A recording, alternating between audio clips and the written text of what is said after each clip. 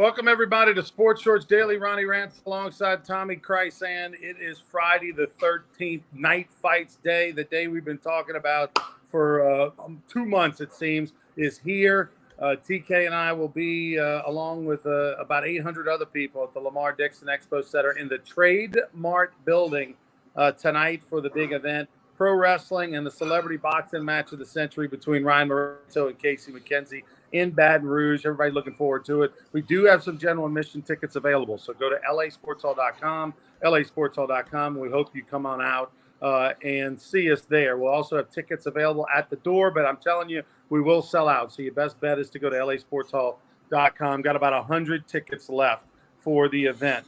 TK and I today, first off, Tommy, the latest meatandpotatoesusa.com odds on tonight's fight between Ryan Moretto and Casey McKenzie.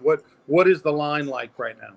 Moretto's minus $1.20, McKenzie's plus $1.10. Okay, so it has come down a little bit. A lot of money coming in on McKenzie, but the consultants just think that that it's all about the speed of Moretto, and he's going to wear Casey out. I mean, these people have broke it down, so we'll have to see.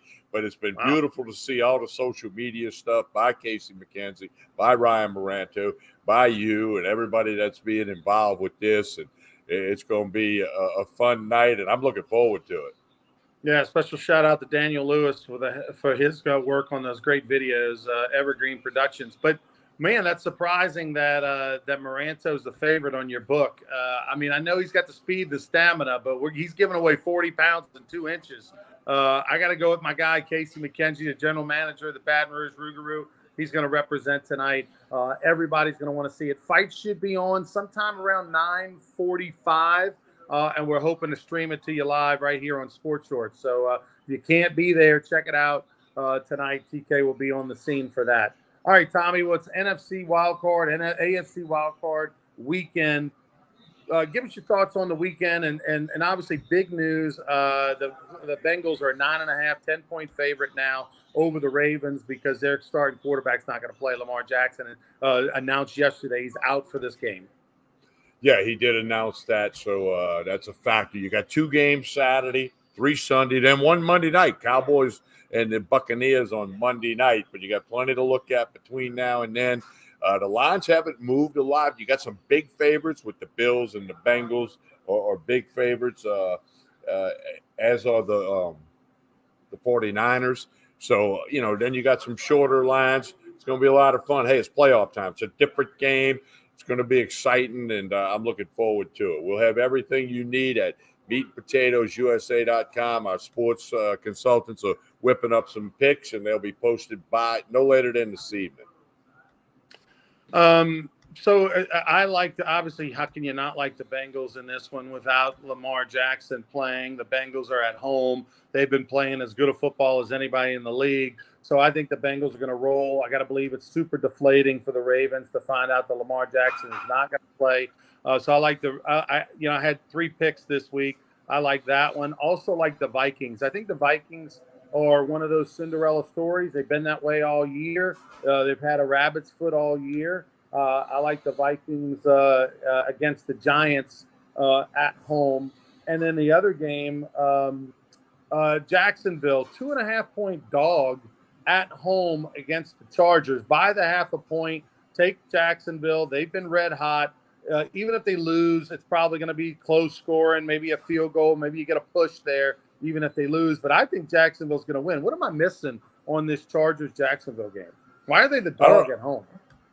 I know. It's a little bit weird. They've won 5 in a row. I mean, I like Jacksonville, actually. And, they got to fly across the country. That's not supposed to matter for pros, but I think it does.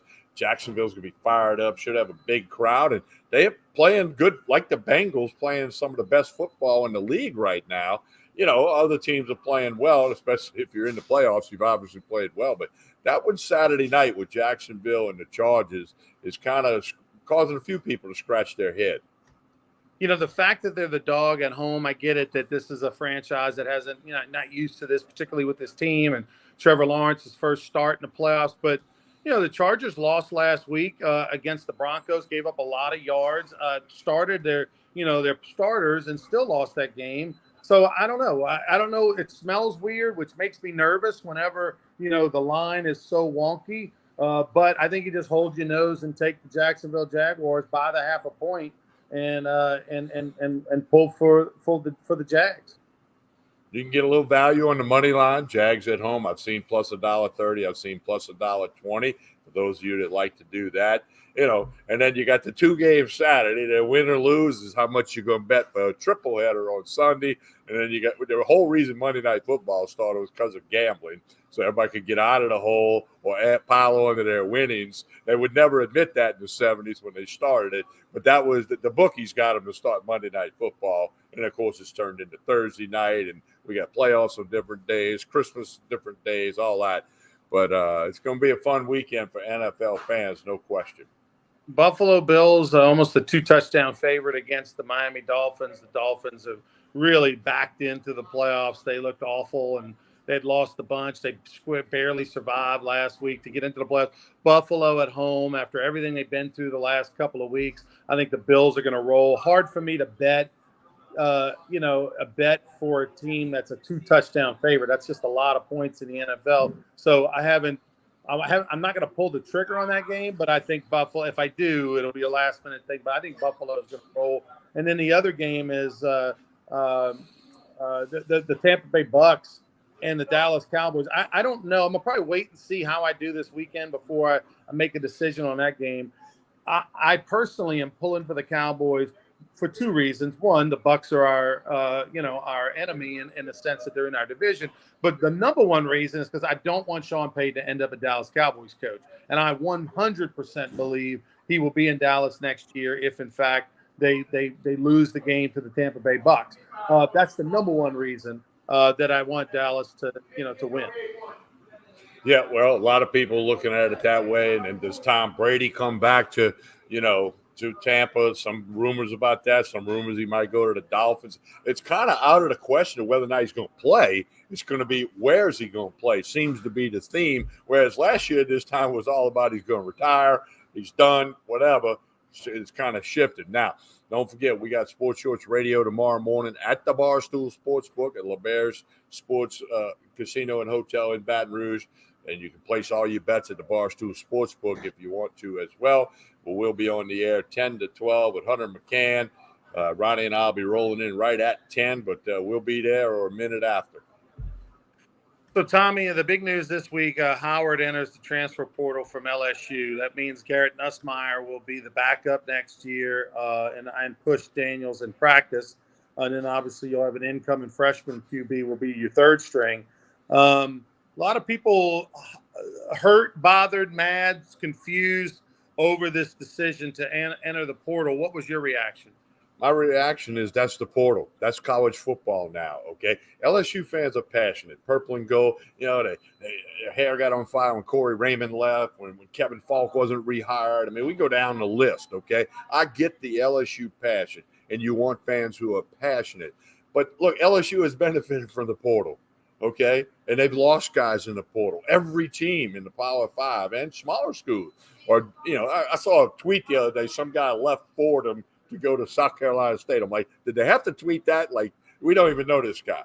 But in LSU's case, in the Southeastern Conference and the Power 5, you better get used to it. It's the way it goes. You're going to lose guys. You're going to get guys. However, the NCAA changed the rules yesterday on your second transfer. Ronnie, they were listening to Sports Shorts Daily and then you got to sit out after the second transfer because you got the one guy that's going to his 4th different school in 4 years, the quarterback. I think he's now at Rice or somewhere. So now your first transfer, just like it is now. Second transfer, sit out a year like the old days. They're trying to curb. The portal blew up more than they thought it would. They thought it'd be a handful of guys in each conference. No, there's thousands of guys in the portal. And, it's some people say it's wrecking college football. I don't know if it's wrecking college football, but it needed some guidelines, and now they got some. So when I heard that Walker Howard was in there, okay, Jamie Howard played at LSU. I get all that, but Walker Howard wants to be on the field. He's third string at LSU as we speak, okay? So he wants to go somewhere. It might be Florida. It might be Bama. I know that a lot of people said TCU because Jack Besh and he were high school teammates over in Lafayette. And Besh is going to TCU, and he wants his friend and teammate over there. But I hear Billy Napier is working it hard. Alabama, is looking for a quarterback. So time will tell. I'm sure in Walker Howard's mind, he thought Jaden Daniels was a one-year guy. He was going to come, be the starter. Howard would redshirt, and then Daniels would go pro. And that's not the fact. And since he's coming back, and he's entrenched as the starter. He had a great year, got better as the season went on, and so he's the guy. And then you thought, okay, well, Garrett Nussmeier is definitely going to go because Garrett Nussmeier has been already redshirted, already used up a year. He's got 3 years of eligibility left. And here's the thing. None of these people think they're going to be there for 4 or 5 years in college. They all think they're going to have one big year and go pro and be a first, second round draft pick. So the fact that Nussmeier showed enough in the SEC championship game, which got him to play in the bowl game, did well there. And now all of a sudden he's not leaving. Once that domino fell, it's like, okay, well, if you're coming back, then I know I'm definitely not playing next year. And, oh, by the way, if Nussmeier's sticking around, then that means he's probably going to think he's the guy the following year. So there's no guarantee that Walker Howard would beat out Nussmeier the year after when it would be a mano-a-mano battle when right now he's technically below him on the depth chart. So I understand the decision. I like this decision. I hate the fact that Jamie Howard's kid's leaving and all that stuff, but I understand. He comes back next year. That's 2 years. He's definitely not going to play other than mop-up duty. Then there's no guarantee he's going to start the following year. Now, I get it. If he goes wherever he goes, he's got to win the job, Tommy. I get that. But next year, wherever he goes, at worst, he's going to be the backup, whereas he would be the third string at LSU. So, and look, who's to say, that he goes somewhere, plays a little bit this year, he could always come back. I know that's ridiculous and long shot, but it's that the portal. You can maybe always. Well, no, I guess you can't with this. It depends on if the NCAA decides to enforce the rules or not. Because you can leave and go wherever, but can you transfer again? Who the heck knows? You could probably say you got a sick grandma or something. But I hate it. But LSU's going to be fine with Daniels and Nussmeier. And, any incoming quarterbacks they have, they'll have plenty of depth. I hate the fact that the Howard kid's never going to be a Tiger, it looks like. Yeah, well, we'll have to see what happens with that. But again, I reacted a little differently, than the LSU fans all over social media, couldn't believe it was happening and this, that, and the other. And I mean, again, it's kind of what we got in college football now, that everything changes over time. And this is just another example of that. And again, I mean, that's what we got. All right, Tommy, look, I'm going to get out of here. On my way out, play that commercial so folks can find out how they can get into the event tonight. Headed to Lamar Dixon Expo Center. The Louisiana Sports Hall of Fame presents Friday the 13th Night Fights. 7 pro wrestling matches January 13th at the Lamar Dixon Expo Center and 1 celebrity boxing match for the ages. Pro Wrestling 225 and Gulf States Wrestling will feature 7 matches, 4 of which will be for championship belts. All the proceeds to benefit the Louisiana Sports Hall of Fame Foundation, Dreams Come True, and St. Jude. Get your tickets now because the main event, Glitz vs. Grits, will take place immediately following the wrestling, featuring Casey the Rougarou McKenzie. From Back Bruley, no career wins, but no career losses. And he will take on Ryan, the Pied Piper of Partying Maranto. He's never won a fight. He's never lost an after party. Get your tickets now. The Louisiana Sports Hall of Fame presents Glitz vs. Grits, January 13th. Get your tickets at lasportshall.com. That's lasportshall.com. And special thanks to the following sponsors.